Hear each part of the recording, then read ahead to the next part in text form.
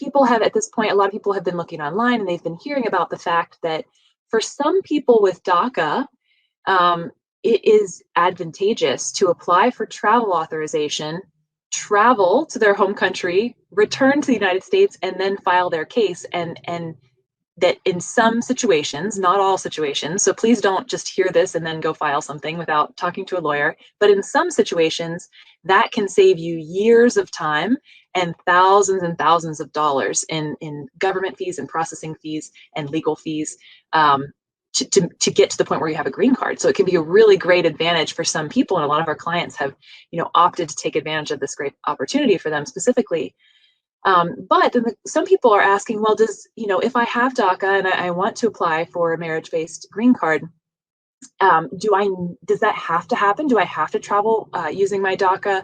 Kind of what's the status of that? And we wanted to talk about this topic to clarify that some people do not need to travel and it does not improve their situation.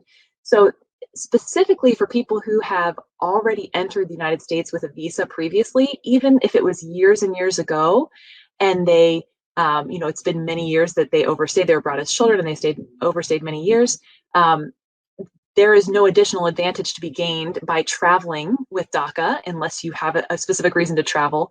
But from a legal process standpoint, there's no advantage to getting a more recent entry if your last entry was on some type of visa or visa waiver program, for example. So for some people, there's not going to be an advantage for it. If you've already got that advantage, that might be a step you don't need to take. If you are married to a military spouse, there may be something we can do without even having you leave the country. That's called military parole in place that we mentioned a little earlier. So it's not going to be an advantage for everyone, but for a lot of people it is. So you want to make sure, find out what it is in your specific scenario, definitely.